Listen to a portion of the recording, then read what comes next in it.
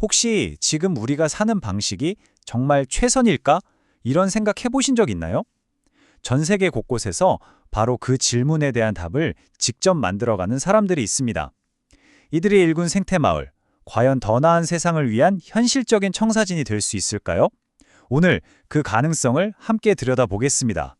본격적으로 시작하기 전에 우루과이의 작가 에두아르도 갈레아노의 이 멋진 문장을 잠시 생각해 보면 좋을 것 같아요.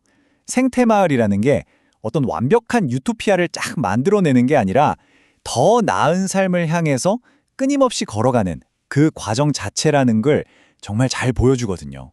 그럼 생태마을이 정확히 뭘까요? 세계 생태마을 네트워크 GEN이라는 곳에서는 이렇게 정의합니다. 사회, 문화, 생태, 경제 이 네 가지 차원에서 모두 지속 가능성을 추구하는 공동체라고요. 어떤 특별한 비전을 갖고 처음부터 만들어진 곳도 있고요. 원래 있던 전통 마을이나 심지어 도시 속 공동체까지 다 포함될 수 있는 꽤 넓은 개념이죠. 자, 그럼 이제 전 세계로 한번 떠나볼까요? 첫 번째 파트에서는요, 처음부터 아주 뚜렷한 비전을 가지고 말 그대로 설계된 마을들을 만나보겠습니다. 우리의 첫 번째 목적지는 스코틀랜드의 핀드혼입니다. 근데 정말 놀라운 건요, 이 모든 게 1962년에 풀 한 폭이 제대로 자라지 않던 아주 척박한 캐러밴 공원에서 시작됐다는 거예요. 이 기적 같은 이야기의 중심에는 바로 이 세 사람이 있습니다. 특히 아일린 캐디는 자신의 내면의 목소리에 따라 이곳을 일구었다고 하는데요. 이들의 영적인 신념과 노력이 어떻게 그 황무지를 지금의 풍요로운 땅으로 바꿨는지 그 과정이 정말 영화 같습니다. 보세요. 처음엔 그냥 모래땅에서 채소를 기르는 작은 시도였어요. 그러다 낡은 위스키통을 재활용해서 집을 짓고 직접 풍력 터빈을 세워서 에너지를 만들었죠.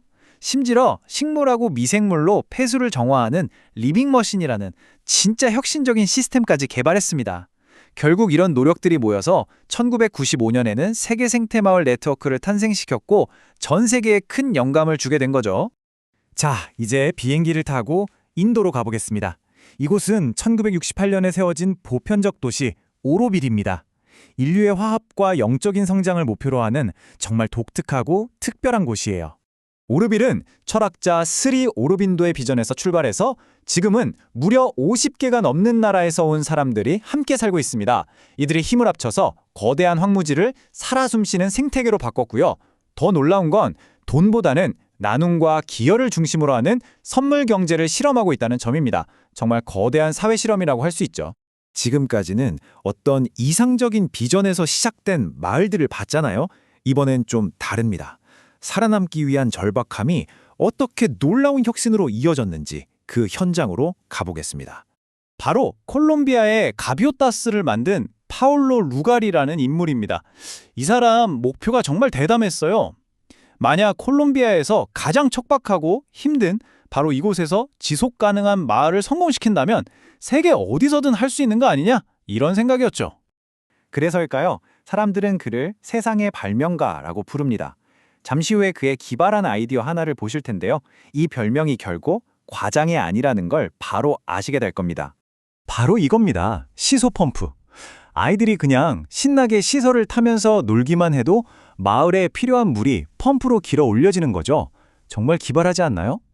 공동체의 필요와 즐거움을 완벽하게 결합한 적정 기술의 정말 좋은 예라고 할 수 있습니다. 가비오타스의 성공은 결코 우연이 아니었습니다. 아주 치밀한 계획이 있었죠. 태양열 병원처럼 돈이 적게 드는 기술을 개발하고 그 황무지에 소나무를 잔뜩 심어서 숲으로 만들었습니다. 그리고 그 숲에서 나오는 수액으로 돈을 벌어서 안정적인 경제 기반까지 마련했죠. 이 똑똑한 계획 덕분에 불모지가 자급자족하는 기적의 마을로 다시 태어난 겁니다. 자, 우리의 여정은 이제 외딴 곳을 떠나서 유럽 도시의 한복판으로 향합니다.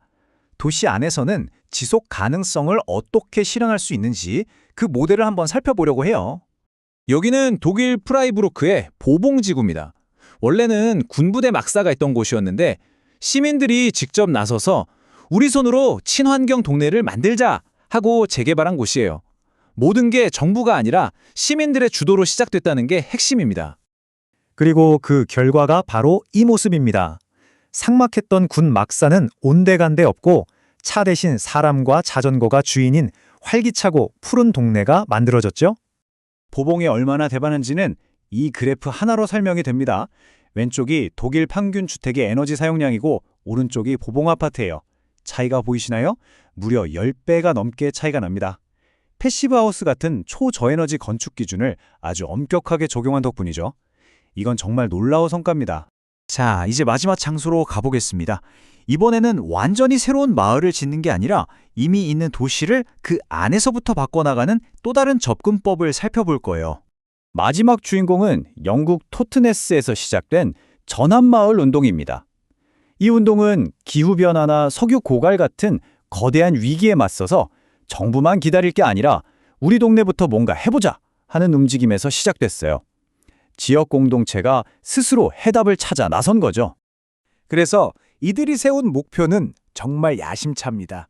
2030년까지 한 사람이 1년 동안 쓰는 석유 소비량을 지금의 9분의 1 수준인 단 1배럴로 줄이겠다는 겁니다. 정말 대단한 목표죠? 그럼 이걸 어떻게 하느냐? 단순히 에너지를 아끼는 걸 넘어섭니다. 동네 사람들이 함께 농사를 짓고 동네에서만 쓰는 지역 화폐를 만들고 재생에너지 협동조합을 운영하죠. 그러니까 공동체 전체 회복력 그리고 삶의 질 자체를 높이는 아주 종합적인 계획인 셈입니다. 자, 지금까지의 여정을 한번 정리해 볼까요?